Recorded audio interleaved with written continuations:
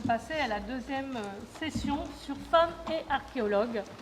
Je vais donc demander à Isabelle Algrin, Laura Méry et Ségolène Van de Velde de venir, à moins qu'il y ait des changements d'organisation.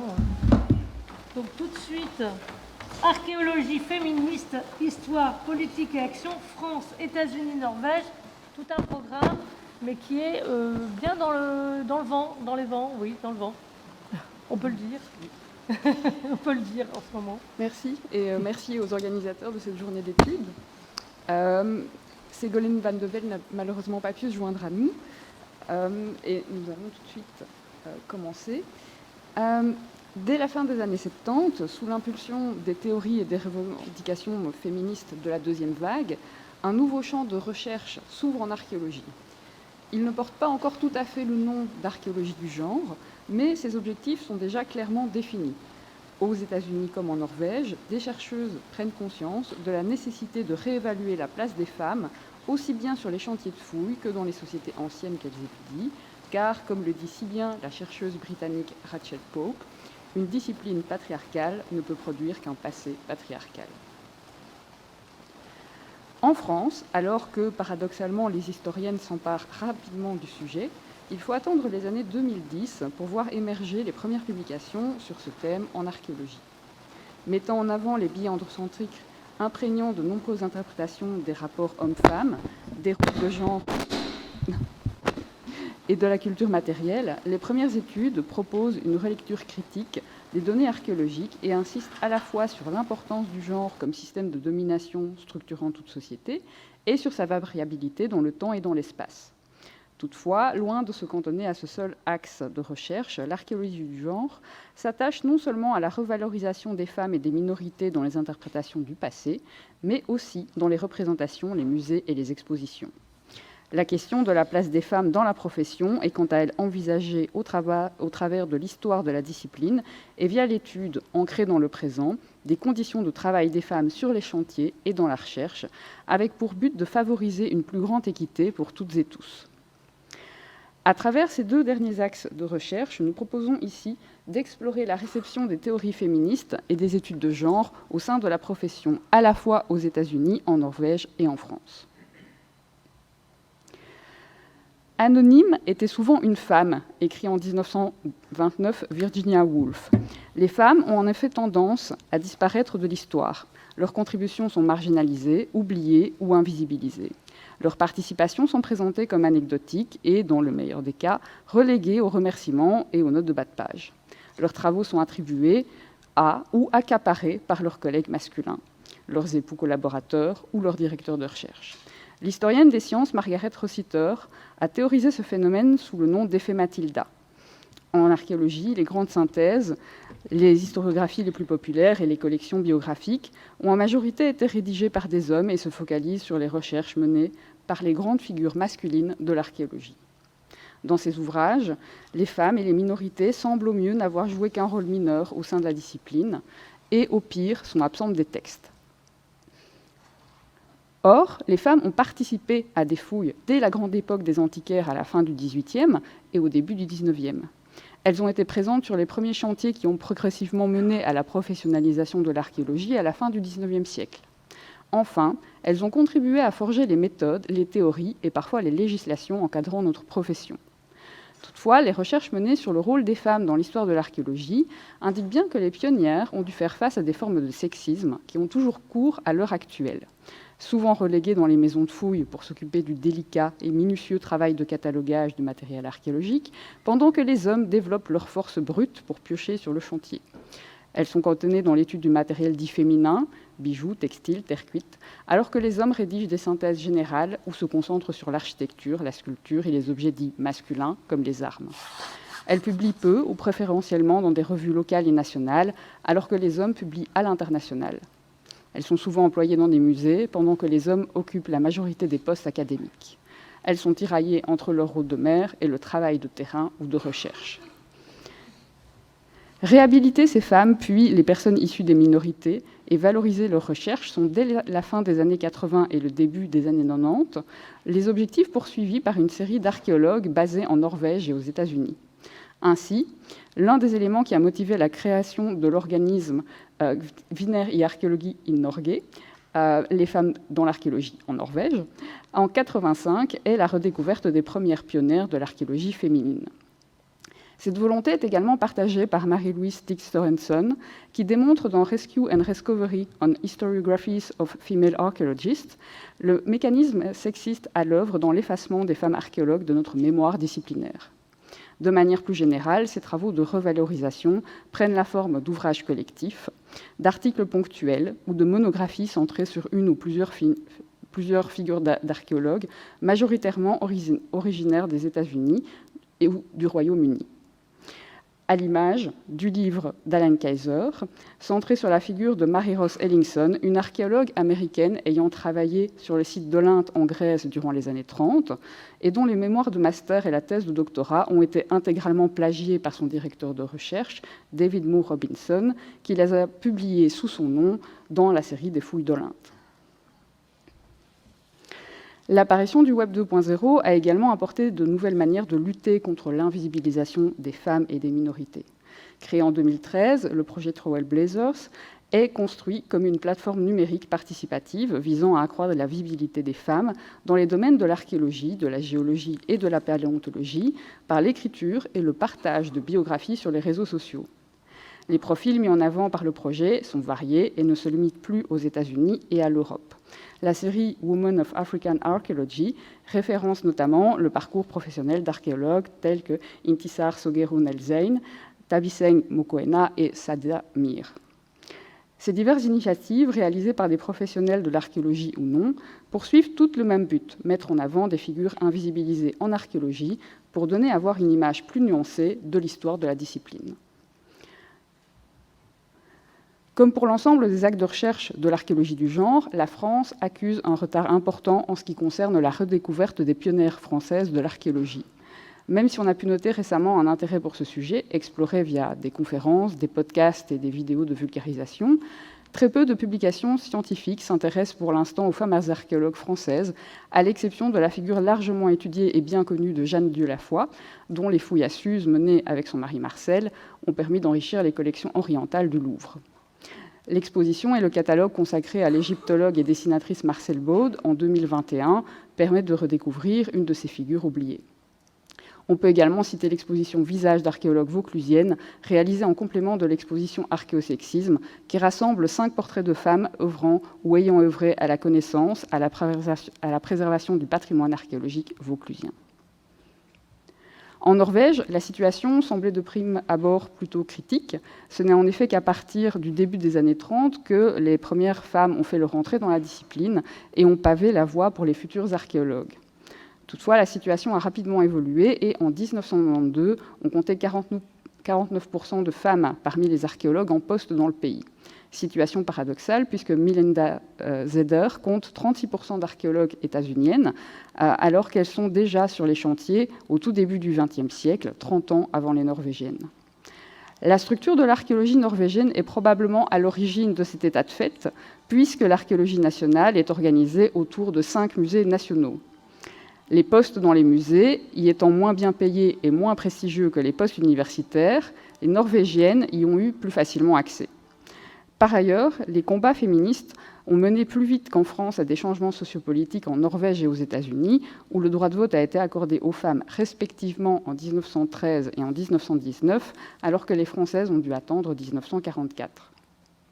En France, les données les plus récentes de l'INRAP indiquent en 2018 que 41% des archéologues de l'institution sont des femmes, avec toutefois une disproportion nette entre les spécialistes, qui sont 64% à travailler en laboratoire, alors qu'elles ne sont que 36% à être responsables d'opérations.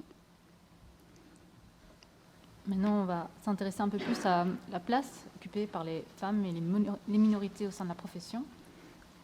En introduction de son article « Sociopolitics and the Women at Home Ideology » en 1985, l'archéologue états-unienne Joanne Gero, qui est une des premières chercheuses à s'intéresser à la question du genre en archéologie, annonce « Dans cette étude, nous examinerons non seulement comment les stéréotypes de genre structurent nos interprétations du passé, mais également comment ces stéréotypes interviennent dans les relations entre archéologues de nos jours, de manière à ce que nos conclusions de recherche et notre vie professionnelle reflètent la même société, aussi bien passée que présente. Depuis cet article, les inégalités auxquelles sont confrontées les femmes et les minorités au sein de la profession ont fait l'objet de nombreuses publications, colloques et initiatives diverses. Ces travaux peuvent globalement se diviser en deux grands ensembles. De la fin des années 70 à la fin des années 90, les études s'attachent à documenter la répartition genrée des tâches, les inégalités salariales, les différences en matière de promotion, d'obtention d'un grade ou d'une bourse, ou encore les écarts en matière de publication. La Norvège et les États-Unis se démarquent alors du lot grâce à une poignée de chercheuses féministes qui vont s'atteler à faire bouger les lignes dans la discipline. À partir de la fin des années 90, les recherches se portent sur de nouvelles thématiques telles que les violences sexistes et sexuelles, les menstruations, grossesses et maternités sur terrain, ainsi que les discriminations que doivent affronter les personnes racisées, homosexuelles, bisexuelles, transgenres et ou en situation de handicap en archéologie. Ces études, elles proviennent alors en majorité des États-Unis, suivies de très près par l'Australie, le Royaume-Uni et le Canada. Mais là, on va faire un petit retour en arrière et on va s'intéresser à ce qui se passe à la fin des années 70.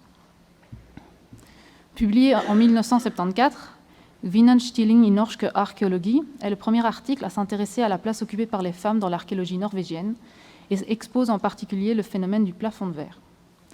Mais c'est avec la création de l'association et du périodique Kvinner i arkeologi i Norge, c'est-à-dire littéralement les femmes en archéologie en Norvège, en 1985, sous l'impulsion des archéologues féministes Jenny Ritanes et Grohmann, que le sujet prend véritablement de l'ampleur dans le pays. Un des trois objectifs de la revue est ainsi de promouvoir la recherche par les femmes et sur les femmes dans l'archéologie norvégienne. En parallèle, la multiplication des articles, qui sont d'abord en norvégien, respectivement en 85, 86 et 88, puis en anglais à partir de 88, 92, puis 94, démontrent également cette volonté d'exposition de la domination masculine en archéologie dans un pays où, de nos jours, les femmes sont certes plus nombreuses à obtenir un diplôme et ensuite un travail sur le terrain et dans les musées, mais où elles demeurent absentes au poste de direction dans les secteurs muséal et universitaires, occupent en majorité des postes à temps partiel et des contrats à durée déterminée et demeurent payées moins que les hommes à travail équivalent. Par ailleurs, et malgré un intérêt précoce pour le sujet, Elisabeth Arwill Nordblad, qui pour le coup est une archéologue suédoise et pas norvégienne, note que les études féministes et de genre ne constituent encore qu'une très petite part de la recherche archéologique prise dans son ensemble dans le pays. La réflexion féministe, elle va emprunter au même moment un chemin qui est similaire aux États-Unis.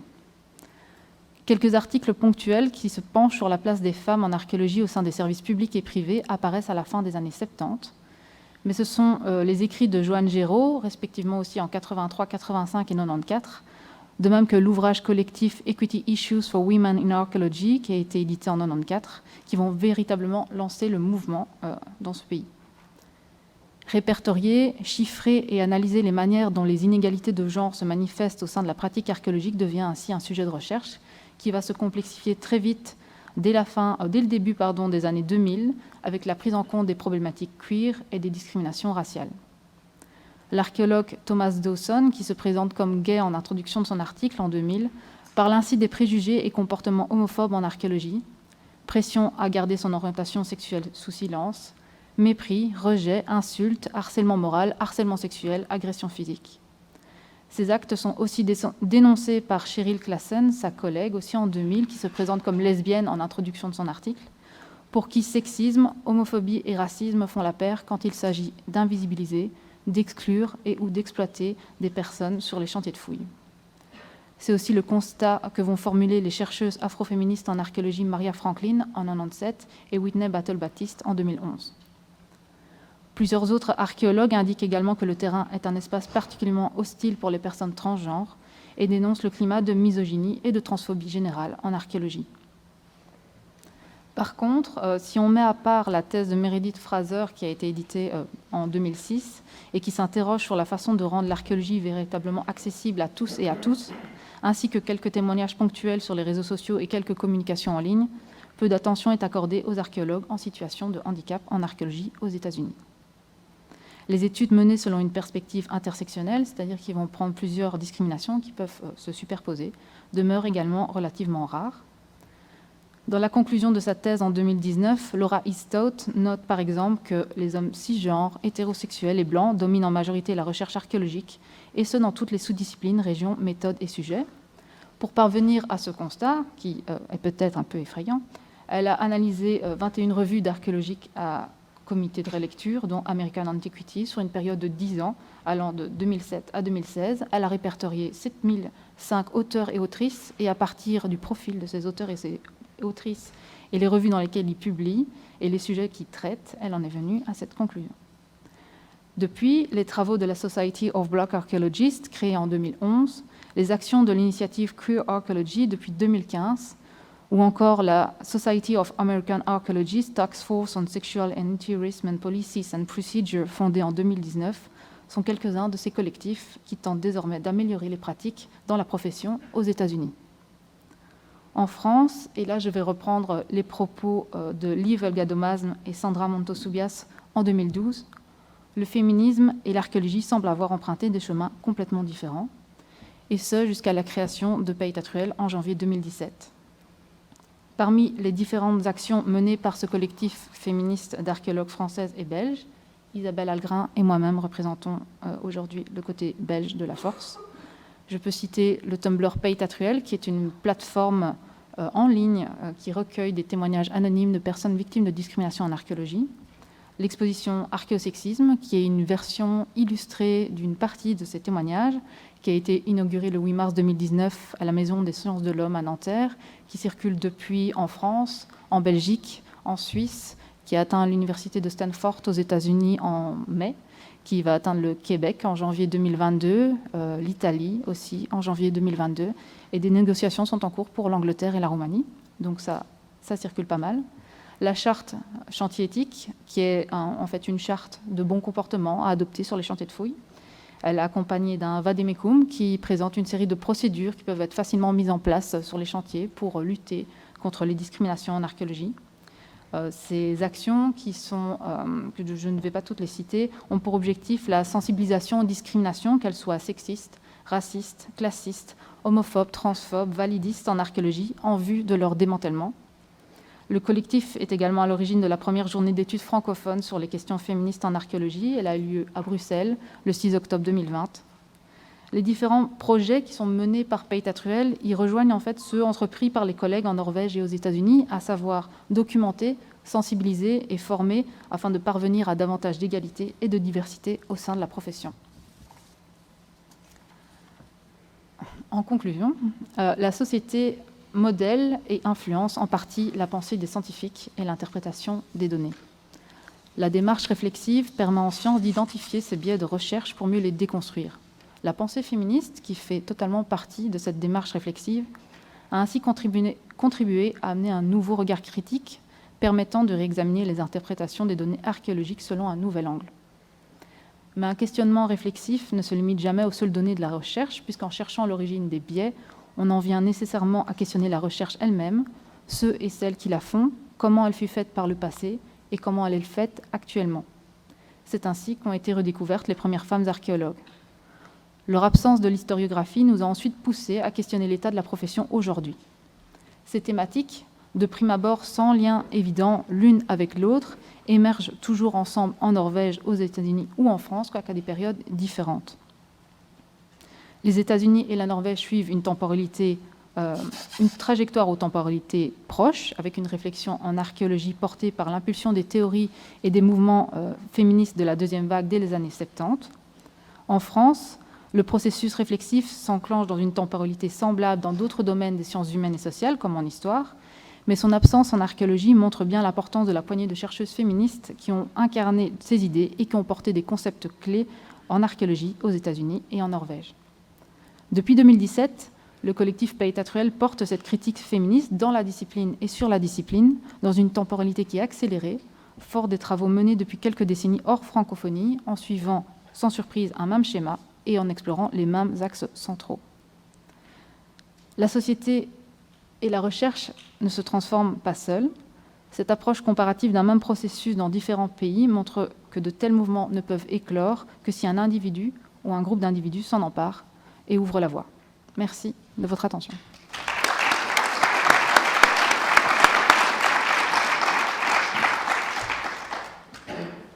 j'appelle, on continue, compte tenu du timing, Raphaël Ranou pour exploratrice, collaboratrice et archéologue, rôle et représentation des femmes dans l'archéologie orientale de la fin du 19e jusqu'à la Seconde Guerre mondiale. Alors, j'en profitais déjà pour remercier le comité scientifique de me permettre aujourd'hui de vous présenter un travail qui me tient à cœur, puisque c'est un des résultats de ma recherche de Master 2 à l'École du Louvre. Alors, exploratrice, collaboratrice, archéologue sont autant de termes significatifs qui déterminent dans l'imaginaire collectif et dans le monde du travail des réalités qui sont souvent différentes. Au XIXe siècle, les femmes voyageuses écrivent et publient des récits de leurs périples dans les pays lointains et fantasmés de l'Orient. Ces écrivaines itinérantes se comportent parfois en véritables exploratrices à la recherche de témoignages des textes bibliques, des textes anciens. La professionnalisation de l'archéologie et sa reconnaissance comme discipline scientifique permet l'émergence de lieux d'enseignement et de formation au tournant du siècle, définissant de nouveaux comportements et de nouveaux enjeux du voyage en Orient. Le parcours des femmes, de l'ombrelle à la truelle, pour reprendre une expression d'Hélène Virenque, a laissé une empreinte inégale dans l'historiographie et l'archéologie en France, qui tend cependant, ces dernières années, à réviser ses méthodes de recherche et à compléter les dictionnaires biographiques. Comment ces femmes ont-elles trouvé leur place dans la discipline archéologique ? Quelle représentation de ces femmes archéologues est véhiculée ? Quelle reconnaissance reçoivent-elles en tant que professionnelles ? Ce sont autant de questionnements qu'il paraît nécessaire de se poser afin de poursuivre le renouvellement de notre regard sur l'histoire de l'archéologie. Ce voyage dans le temps et dans l'espace que je vous propose de suivre aujourd'hui est donc le résultat d'une toute petite partie de mes recherches de Master 2 en muséologie à l'École du Louvre. Cependant, nous allons nous échapper des salles du musée et questionner le rôle et représentation de ces exploratrices et archéologues à travers quelques figures de femmes qui ont œuvré dans l'ombre et la lumière pour l'archéologie orientale de la fin du XIXe siècle jusqu'à la Seconde Guerre mondiale. Donc, tout d'abord, les exploratrices et l'imaginaire des femmes en archéologie. Donc, vous reconnaissez probablement cette personne dont on a déjà parlé à 2 reprises ce matin. Le terme d'exploratrice est particulièrement utilisé dans la presse au XIXe siècle et au début du XXe siècle pour les femmes entreprenant un voyage périlleux, prometteur d'aventures et de découvertes, dont les journaux et lecteurs sont très très friands. Les adjectifs privilégiés pour définir ces aventurières sont ceux définissant les qualités viriles, masculines. L'accent est alors mis sur le courage d'affronter des obstacles. L'accent est mis sur les difficiles conditions de vie du voyage qui est loin, et loin aussi de leur confort du quotidien. Donc, Jeanne Dieulafoy, qui est une figure extrêmement célèbre de l'archéologie en Perse, est en 1884 l'une des premières Françaises à participer pleinement à un chantier de fouilles en Orient, dont elle relate les aventures dans le périodique à succès Le Tour du Monde. Le journal La Française, le journal féministe La Française, parle d'elle ainsi. Madame Dieulafoy ne fut point jusqu'à ces dernières années une militante du féminisme, mais elle offrit en sa personne à la cause des femmes un précieux argument. Elle fut une des premières, la première peut-être des exploratrices françaises. On sait qu'elle accompagna son mari, M. Marcel Dieulafoy, dans une expédition lointaine et dangereuse et collabora à des fouilles qu'il entreprit à Suse. Donc, dans cette citation, 2 termes nous intéressent particulièrement, celui d'exploratrice et celui de collaboratrice, collaborateur. Le terme d'exploratrice, d'abord, est utilisé par ce journal féministe en 1916, à la mort de Jeanne Dieulafoy, pour la désigner comme une voyageuse instruite qui suscite l'étonnement et même l'admiration. L'épouse qui accompagne son mari devient alors à son tour archéologue sur le terrain et aussi collaborateur. Et d'ailleurs, elle insiste beaucoup sur le masculin de collaborateur. Elle devient donc archéologue sur le terrain, photographiant, relevant, inventoriant les céramiques, briques et sculptures achéménides. Elle devient une figure incontournable du monde médiatique et mondain, une vaillante exploratrice pour les uns et une première femme archéologue pour les autres. Jeanne Dieulafoy a donc été très médiatisée dès le XIXe siècle, mais aussi plus récemment avec la parution de divers articles et biographies francophones et anglophones sur elle, donc qui la rendent aujourd'hui vraiment connue du milieu de l'archéologie. Cependant, sa figure de pionnière n'est pas, à la fin du XIXe siècle, un signe avant-coureur de la féminisation de la profession en France, puisque même s'il y a des femmes archéologues, et de plus en plus, il faut attendre l'entre-deux-guerres pour qu'il y ait une banalisation progressive des femmes dans les formations archéologiques sur le terrain en Orient.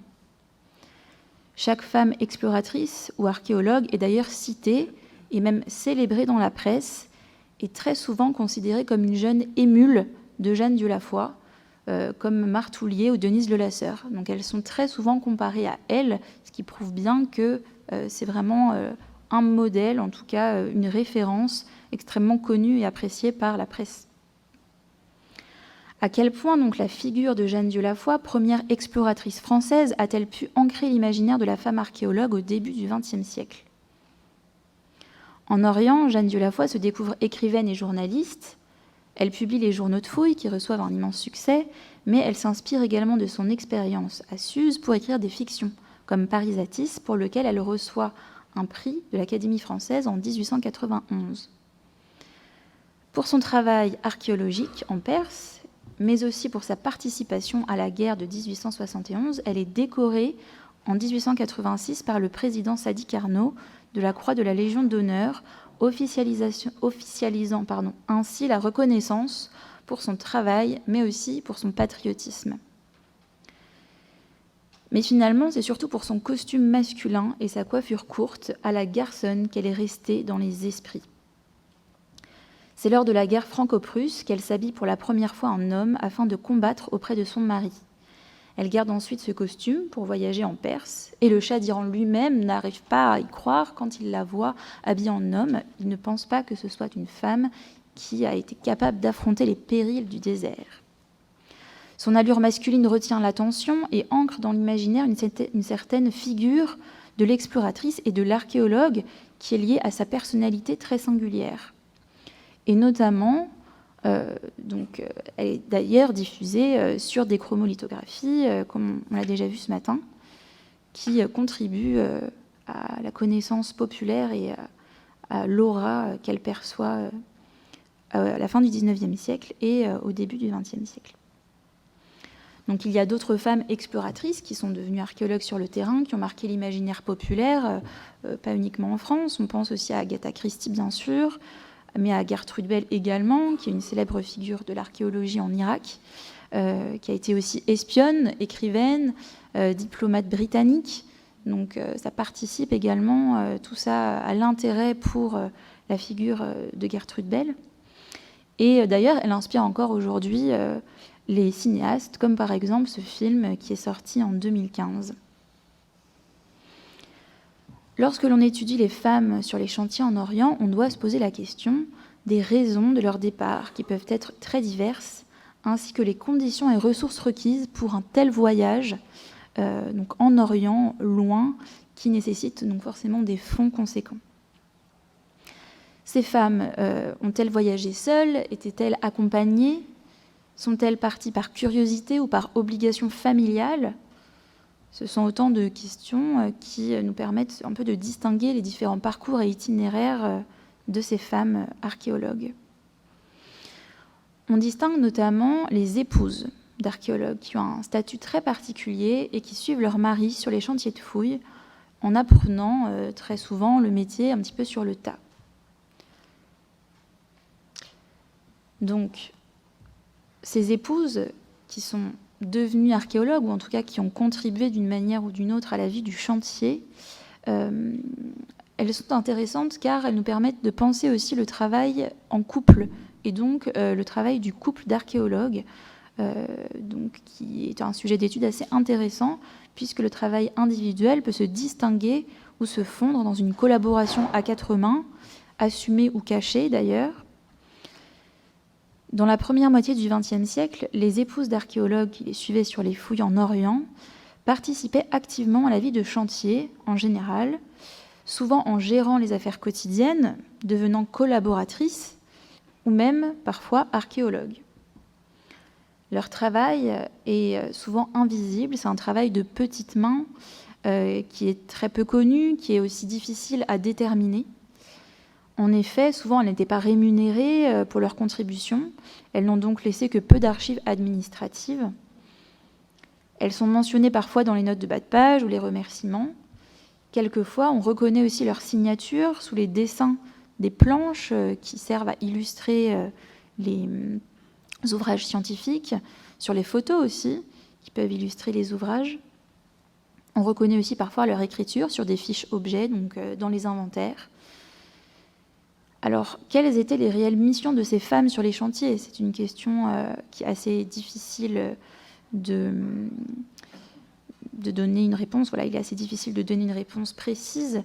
Elles accueillaient très probablement les visiteurs dans la maison de fouille, s'occupaient de la gestion et l'organisation administrative, mais elles ont aussi contribué parfois au travail archéologique en restaurant, nettoyant, recollant, photographiant, inventoriant et dessinant les œuvres sorties de terre.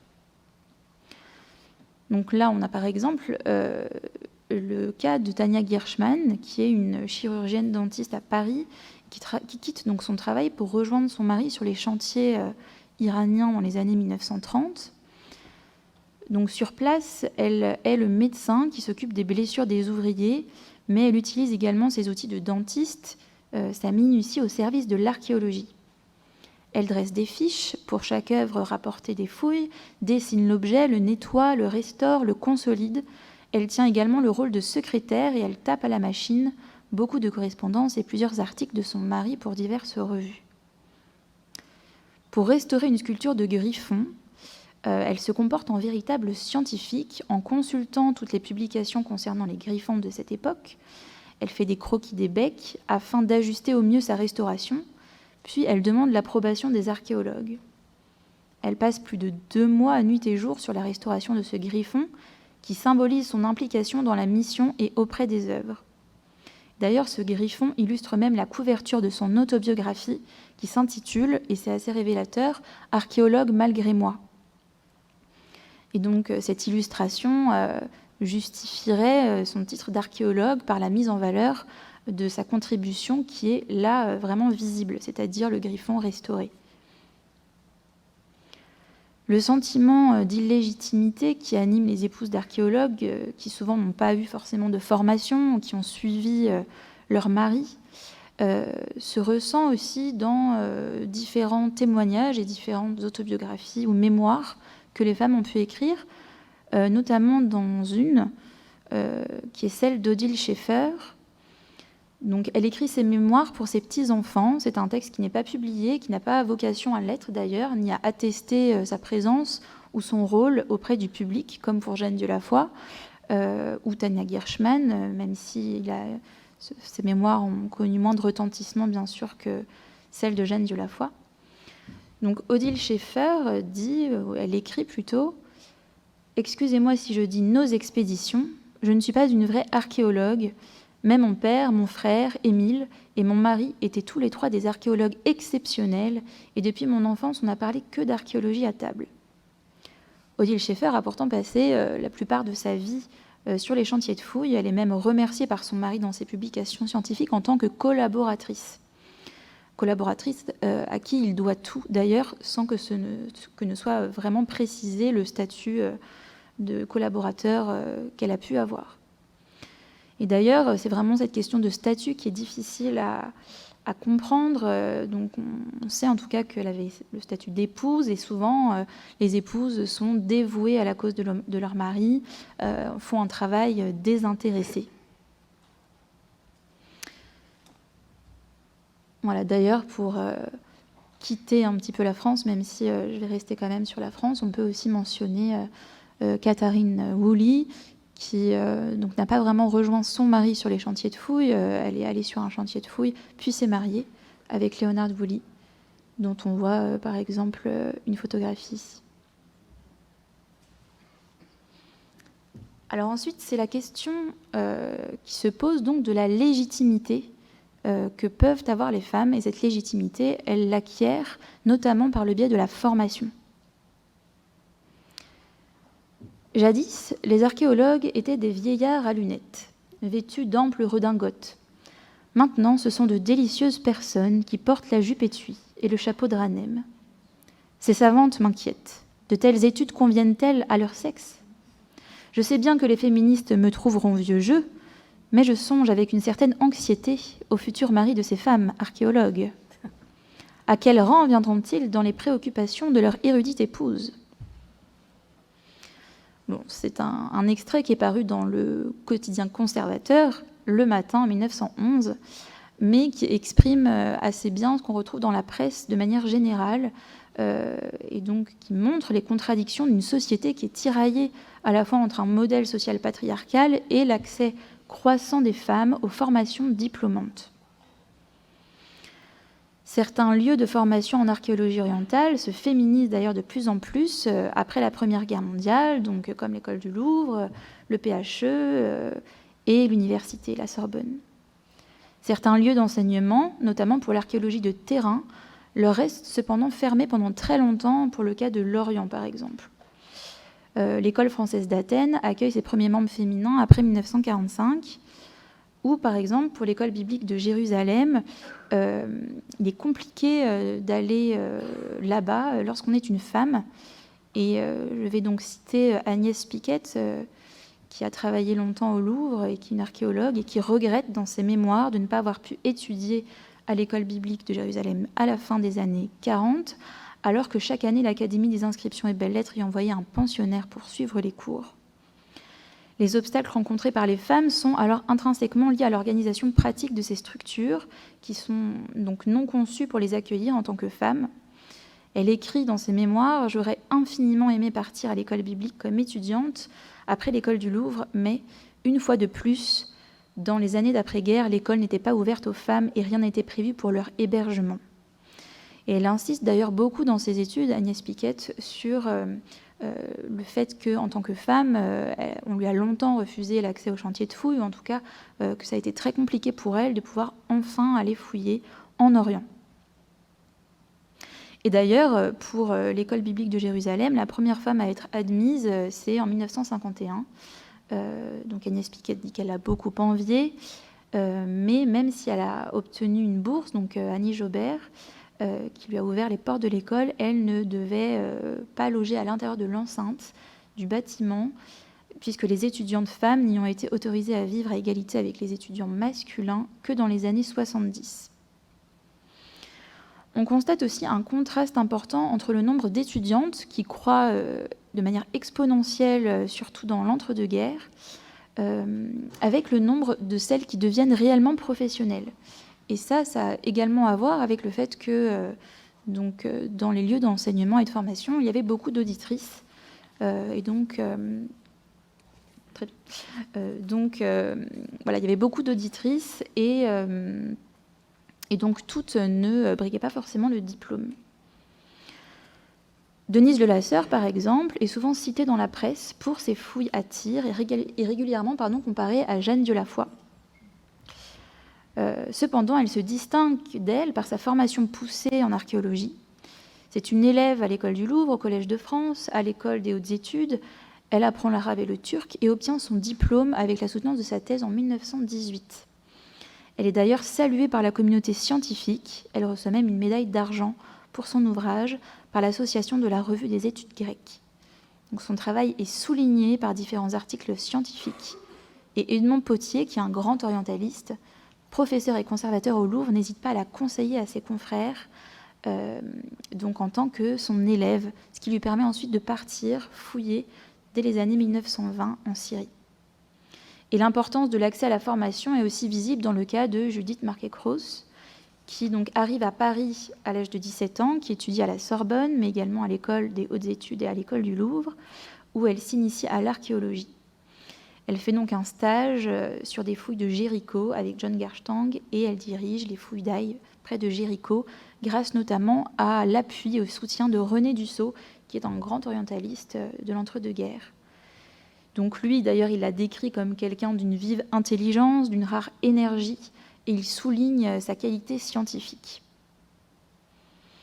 L'origine sociale et les réseaux familiaux sont donc déterminants dans l'accès des femmes au monde de l'archéologie orientale, tout comme le réseau créé à partir des lieux d'enseignement. Les femmes qui fouillent au Proche-Orient sont assez rares, donc les femmes françaises sont assez rares dans la première moitié du XXe siècle, et ces deux exemples montrent que la formation archéologique est une manière de s'intégrer dans la communauté scientifique et de recevoir des appuis de collègues masculins. Et donc on peut mentionner particulièrement René Dussault, qui a été très important à cette période. Cependant, il ne faut pas oublier évidemment la rémunération, qui est une question importante. Marc Ekros, par exemple, fouille en partie grâce aux subventions d'Edmond de Rothschild, avec lequel ses parents entretiennent des liens très étroits. Et donc, pour conclure, j'ai essayé très rapidement de montrer quelques réflexions sur la profession d'archéologue à partir de trajectoires individuelles qui s'inscrivent pourtant dans des tendances particulières qui sont déterminées par des raisons, par des conditions. Et donc, leur travail au sein de l'archéologie orientale est vraiment lié à toutes ces questions qui les déterminent et ces conditions à la fois matérielles et sociales. Il ne faut pas oublier pourtant les vraies difficultés rencontrées par les femmes pour fouiller au Proche-Orient, notamment les femmes françaises.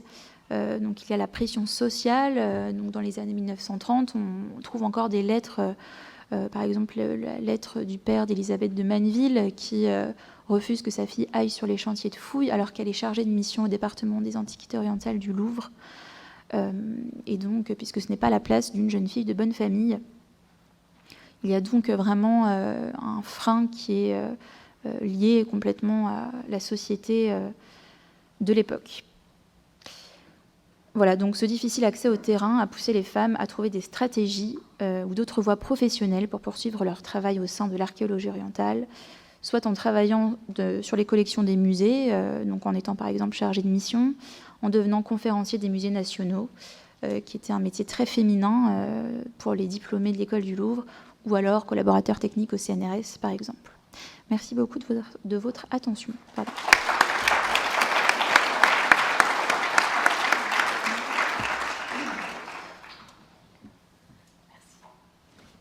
Donc, je vais demander tout de suite à Franca Sibetsuni, je prononce mal évidemment, Souen Fontaine et Sabrina Marié de nous rejoindre, les femmes. Donc ça sera sur la place des femmes archéologues sous-marines, un cas particulier. Donc, bonjour à tous.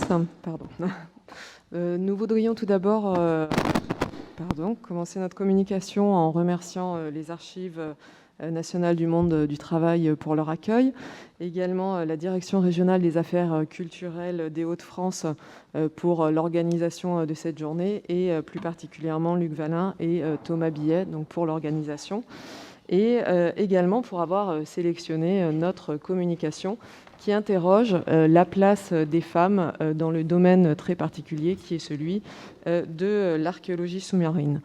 Donc nous serons deux à présenter cette communication, mais nous sommes bien trois à l'avoir préparée. Donc Franca Cibechini, qui travaille au département des recherches archéologiques subaquatiques et sous-marines, Souen Fontaine à ma gauche, qui travaille à l'INRAP, et moi-même qui travaille au musée départemental Arts-Lantique. Donc la présentation qu'on vous propose n'est pas une présentation, on va dire, à caractère féministe engagé, même si on ponctuera notre présentation de quelques anecdotes qu'on peut qualifier de sexistes, mais c'est plutôt une approche sociologique qu'on vous propose, avec néanmoins, vous le verrez, des difficultés qu'on a eues pour poser notamment des chiffres. On va commencer directement justement par, allons-y pour un cliché, puisque généralement... Pardon ?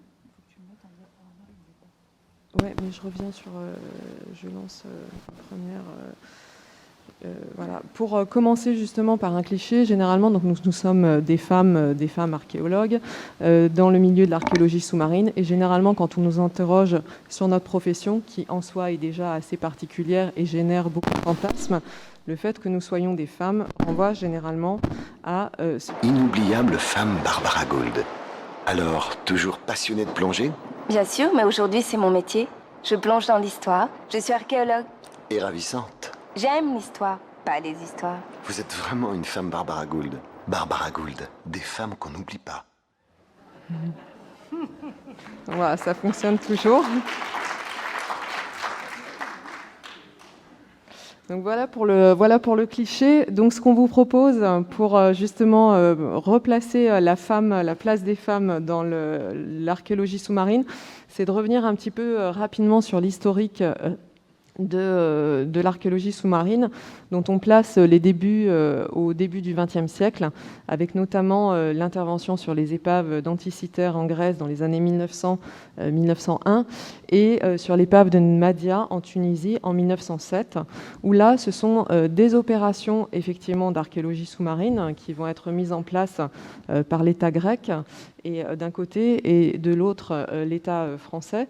Et ce sont sur les épaves des scaphandriers pieds lourds, qui sont des pêcheurs d'éponges, comme l'a évoqué tout à l'heure Franca, qui vont intervenir, et notamment sur l'épave de Madia, sous la houlette d'un archéologue français, qui est Alfred Merlin, et qui ne plonge pas. Le monde des scaphandriers pieds lourds, c'est un monde masculin. On peut quand même évoquer la figure de cette femme, Jacqueline Maurice, dont on trouve une image sur le site du ministère de la Culture, justement pour l'archéologie sous-marine, qui est présentée comme pionnière. Pour autant, quand on cherche un peu, on ne trouve aucune information sur cette femme, sur le fait qu'elle ait été ou non une scaphandrière, on va dire, professionnelle, et sur le type d'information, sur le type d'intervention qu'elle a pu opérer. Donc les interventions sur les épaves, à partir de là, vont se succéder, donc toujours avec des pieds lourds qui ne sont pas des archéologues. Et là, pour le cliché, on a donc les hommes dans l'eau et les jeunes femmes dans la baignoire sabot, sachant qu'en fait, cette baignoire sabot, c'est un objet qui a été trouvé sur l'épave Canonnier Sud, qui se trouve du côté de la Ciotat, et sur laquelle on voit un scaphandrier pieds lourds qui intervient sur l'image de gauche. 1943 va marquer l'invention du scaphandre autonome qui va permettre de s'abstraire du narguilé, du cordon ombilical qui relie le plongeur à la surface, qui va permettre une plus grande, on va dire, liberté pour se déplacer sous l'eau. Et donc cette invention va permettre d'accéder aux épaves et à tout site archéologique.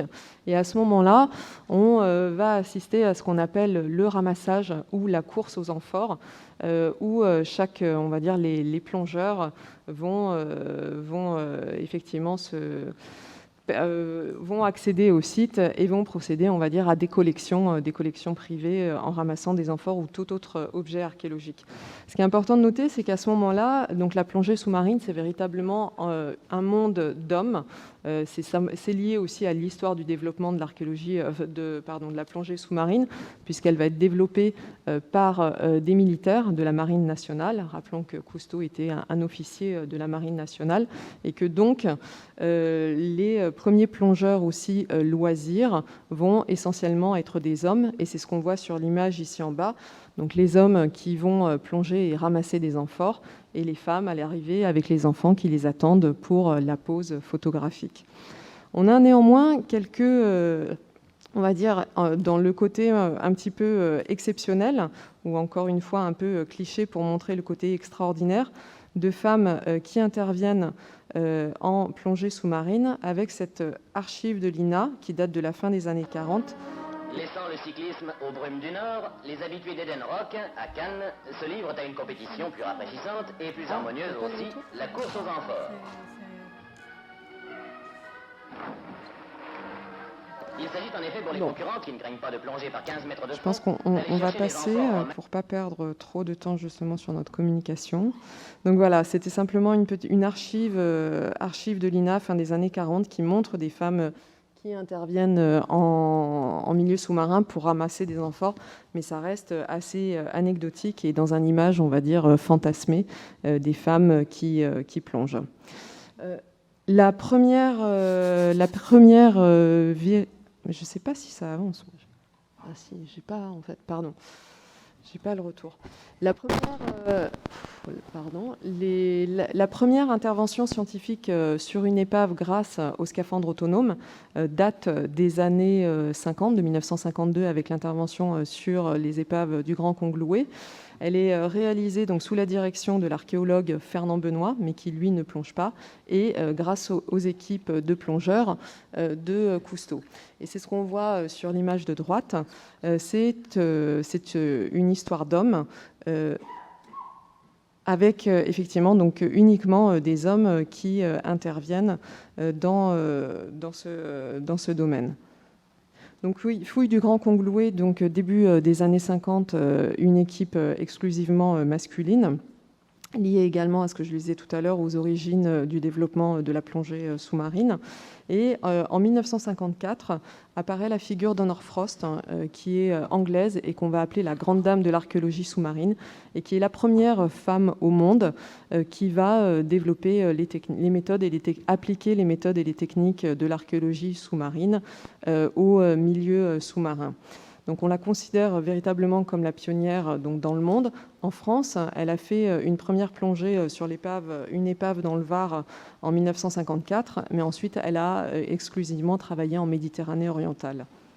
On pourra citer aussi dans les années 60 les pionnières de la mer Noire en Bulgarie, donc 2 femmes qui nous sont parfaitement inconnues, puisqu'à ce moment-là, on est dans le contexte de la guerre froide et on ne sait absolument pas ce qui se passe dans le bloc de l'Europe de l'Est. On avance dans l'histoire du développement de l'archéologie sous-marine en France. La décennie 1960 marque la création de la DRASM, la Direction des recherches archéologiques sous-marines, avec la mise en service de l'Archéonaute, un navire construit et entièrement dédié aux opérations sous-marines et qui est armé par un équipage de la Marine nationale.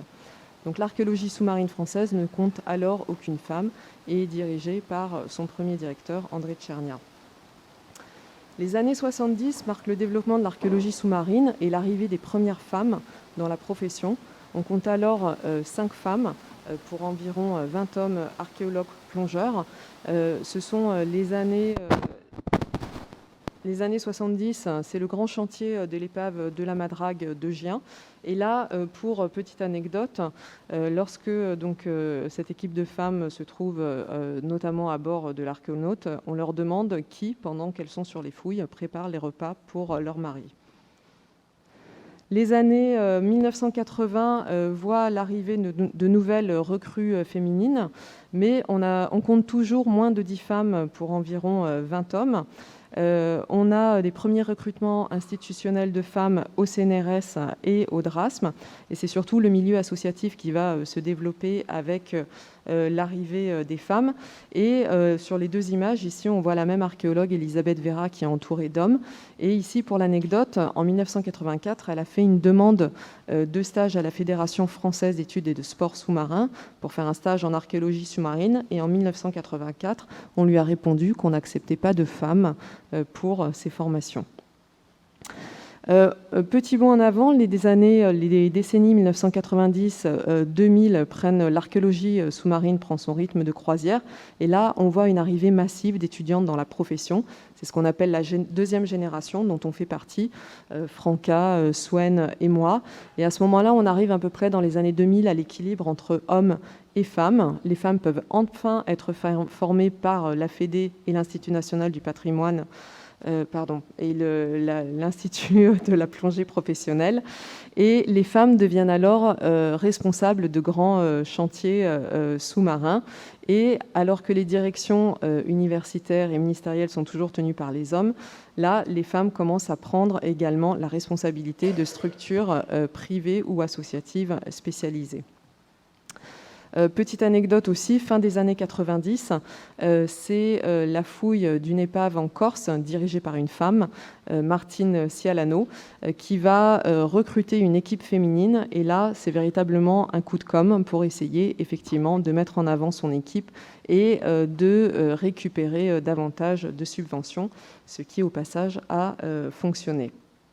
Le tournant des années 2000 et la décennie 2010 sont marqués par une grande professionnalisation de la discipline archéologique sous-marine, et c'est également la période où la génération précédente, donc la deuxième génération qui a été évoquée par Sabrina, arrivée à la fin des années 90 et dans le courant des années 2000, commence à être recrutée de manière pérenne, ou en tout cas dans des formats de contrats qui visent la pérennisation de leur intégration dans les différents organismes, que ce soit au DRASM ou au CNRS ou dans les universités.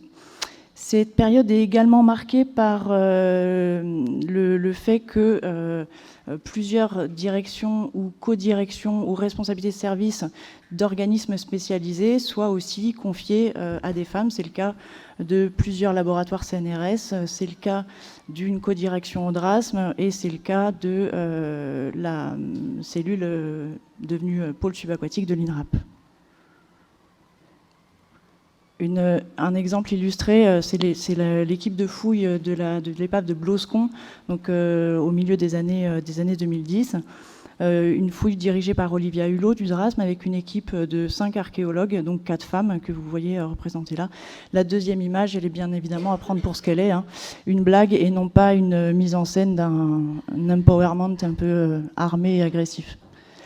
Cette décennie 2010, c'est aussi la décennie de l'entrée dans le cursus académique de l'archéologie sous-marine avec la création d'une formation master dédiée, créée en 2014 donc, et pour lequel on sait, juste un mot, c'est-à-dire que vous avez vu le petit diagramme, cette période, c'est celle où les femmes prennent une place plus importante que les hommes. Alors l'équilibre est ténu, hein, c'est pas du 95%, 5%.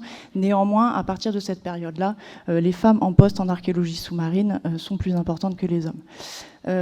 Et c'est aussi pour cette raison que lorsque le Master MOMARC a été créé et qu'on s'est fixé des quotas, entre guillemets, donc c'était sur un petit numerus clausus, 8 étudiants par an, on s'est dit 4 Français, 4 étrangers et 4 femmes, 4 hommes. Non pas pour protéger la place des femmes dans le milieu,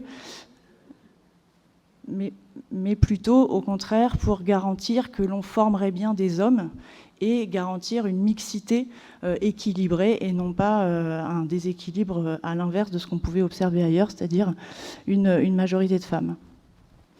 Alors il faut un peu de recul, hein, c'est encore trop frais, les 7 promotions qui sont sorties sur les 8 dernières années, on s'est posé la question de savoir si de poser ce quota allait avoir une incidence sur la proportion, le ratio homme-femme dans la discipline.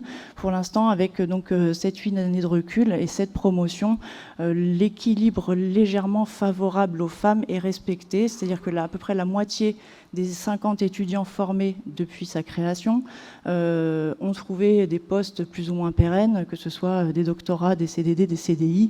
Et grosso modo, il y a un petit peu plus de femmes qui sont restées dans le milieu que d'hommes, mais l'équilibre est à peu près préservé.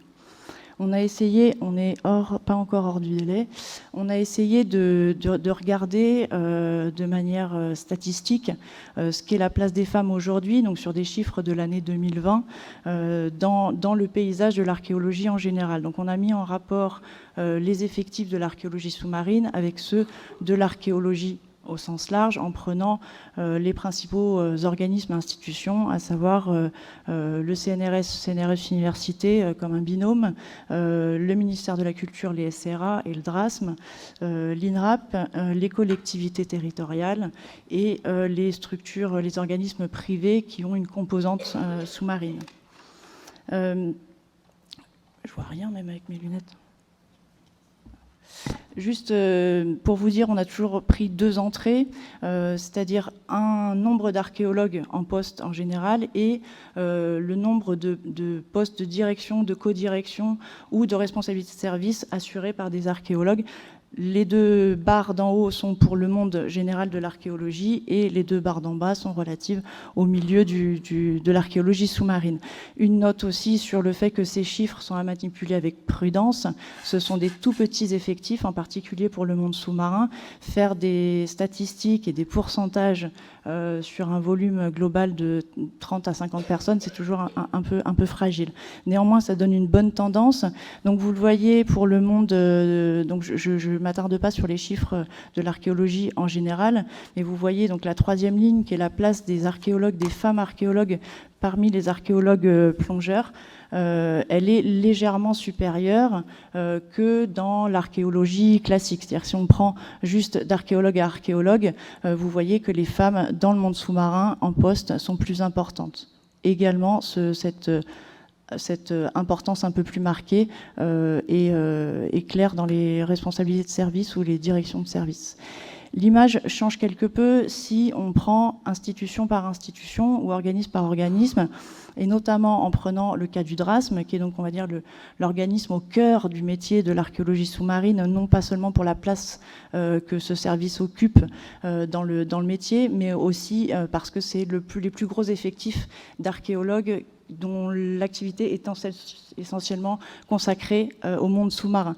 Et vous le voyez, là c'est la conséquence de ce qu'on disait pour les années 2010, l'arrivée massive d'étudiants qui ont été recrutés. On a un ratio qui est largement majoritaire pour les femmes, puisqu'on est à près de 72% de femmes archéologues, responsables de façade, responsables d'opérations au DRASM.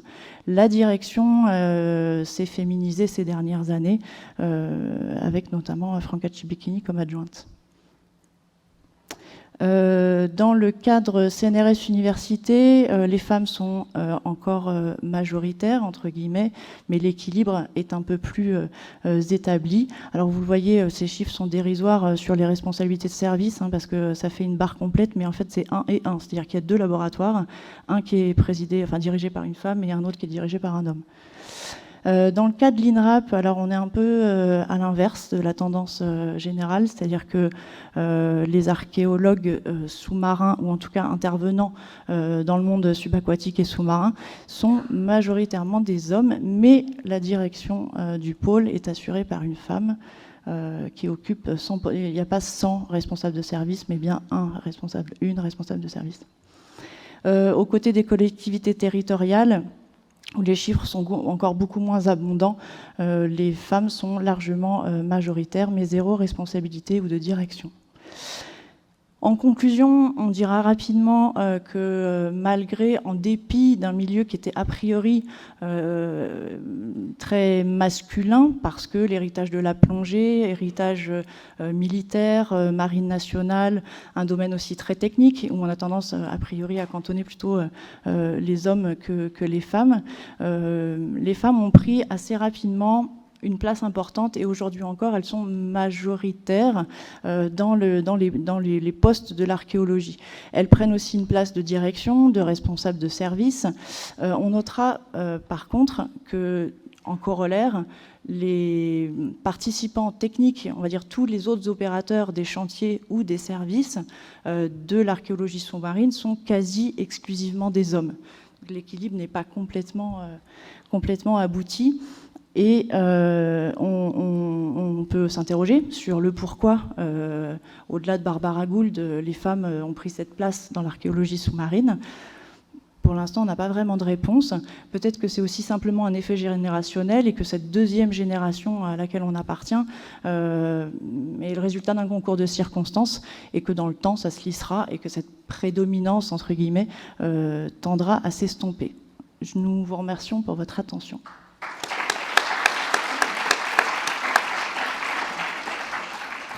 Donc, est-ce qu'il y a des questions? Alors, on va essayer questions rapides et réponses rapides, plutôt que rien du tout. Oui, par rapport au sexisme, aux discriminations, est-ce que vous pensez que la signature d'une charte de déontologie, donc, qui a été soutenue par Roselyne Bachelot et d'autres personnes comme Dominique Garcia, par exemple, apportera des réponses concrètes vraiment pour faire avancer la chose en signant cette charte de déontologie, comme par exemple ça existe au Québec ou ailleurs? Donc, je pense que c'est une question ouverte à... Oui, avec Pays Tatruel et Archéoéthique, c'est ce qu'on essaye en fait de mettre en place sur les chantiers de fouilles, essentiellement pour l'instant programmés, parce qu'on pense que c'est la première étape, en effet, mettre les mots sur les discriminations, encadrer ces discriminations, faire des exemples de procédures. Oui, c'est sur le long terme, ça permettra de faire changer les mentalités et les choses. Donc oui, je suis sincèrement convaincue par ça, par l'efficacité des chartes de déontologie, si elles sont respectées, évidemment. Que ce ne soit pas juste un bête morceau de papier qu'on signe et qu'on oublie dans un coin après. Je suis désolée, à chaque fois ça. Ouais. Oui, c'est évident qu'une charte de déontologie, c'est important. Moi, je voudrais juste, et là c'est juste un témoignage, à voir s'il est partagé par Franca Issouen personnel par rapport à l'archéologie sous-marine. Un domaine effectivement très particulier, très masculin au départ, mais je pense qu'on a gagné notre place. Je pense que par rapport aux remarques sexistes que j'ai pu rapporter, on pourra en rapporter bien d'autres. Je pense qu'avec Franca Issouen, on en a été témoin aussi à nos débuts. Je pense qu'aujourd'hui, on a gagné notre place en tant que, on va dire, responsable d'opération, et que sur les chantiers, qui sont des chantiers, on va dire, aujourd'hui, voilà, professionnels, moi, en tout cas, je vois plus effectivement beaucoup de... Alors, je parle pas des chantiers, effectivement, voilà, tout à l'heure, on évoquait la différence entre chantier de bénévoles et chantier professionnel INRAP. En tout cas, je trouve que ça s'est quand même bien estompé. Je sais pas, Swan, ce que tu en penses? Il y a eu en archéologie sous-marine, comme ailleurs, quelques affaires, quelques cas. Néanmoins, c'est vrai qu'on peut souligner... Oui, ce qu'on peut souligner aussi, c'est qu'il y a eu quelques images, mais vous avez compris, au début, l'archéologie sous-marine, on n'était pas avec des EPI hyper performants. C'était quand même plutôt maillot de bain tongue, dans un milieu d'hommes sur un bateau, avec une promiscuité assez importante. Proportionnellement à cet environnement, il n'y a pas eu tant que ça de cas problématiques. Oui, pardon. Non, c'est peut-être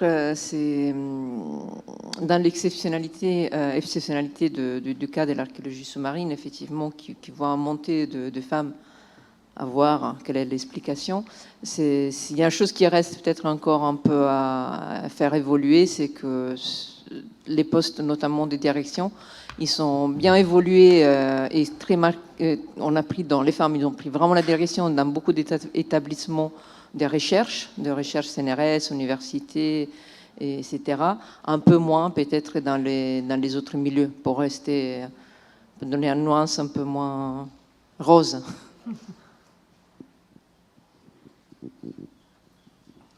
Oui, par rapport à vos décomptes, parce que vous cherchez une explication par rapport, effectivement, ce qui serait intéressant, c'est de comparer par rapport à la classe d'âge de votre génération, parce que moi, ce que je constate en termes de recrutement et en termes de personnes que je vois à l'université, notamment dans les étudiants, c'est surtout des étudiantes, ils sont majoritaires.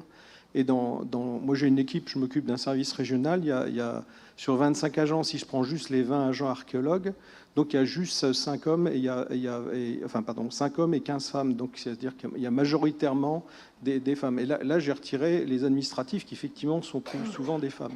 Là, je parle vraiment d'archéologues avec des conservateurs et des ingénieurs. Voilà, des conservatrices et des ingénieurs. Voilà. C'est ce qu'on a pris comme chiffre aussi. On a essayé, et encore, c'est pas facile, hein, mais on a pris que les archéologues, c'est-à-dire qu'on a exclu, que ce soit dans les SRA, CNRS ou au DRAS, on a exclu les techniciens, les photographes, même les topographes, et on a pris vraiment que ce qui était archéologue. Ça biaise un peu les chiffres, et disons que ça les fragilise, voilà, parce que c'est parfois difficile de faire la partition. Et sur la question de la génération, enfin de l'âge, c'est évident, et je pense que c'est une tendance, on n'a pas épluché les chiffres, mais ça s'observe en France et en Europe que les étudiants sont majoritairement des étudiantes en archéologie. Après, ce serait intéressant aussi de voir sur le temps long si ce ratio reste, ou si ce sont les hommes qui continuent à travailler dans le milieu, ou si c'est juste un effet étude, ou si c'est aussi un vrai engagement professionnel. Pour rester dans les services régionaux, effectivement, c'est qu'on a vu avec les données vite analysées, c'est que justement tous les conservateurs sont pratiquement à moitié femmes-hommes, mais dès qu'on monte CRA adjoint, mais alors les hommes sont les doubles que les femmes, par exemple. C'est la même chose à l'INRAP avec les directeurs et les DAST et les DDAST, où les délégués des directeurs adjoints sont féminines de manière beaucoup plus nette que dans les directions. Donc, on va être obligé d'arrêter. J'ai des signes. Peut-être qu'il faudrait dire aussi que c'est peut-être pas propre à l'archéologie et que ce genre de schéma, on va dire, se retrouve dans bien d'autres milieux. Voilà, je crois que c'est important aussi de le dire. Merci, et puis on se retrouve donc pour les posters après le déjeuner.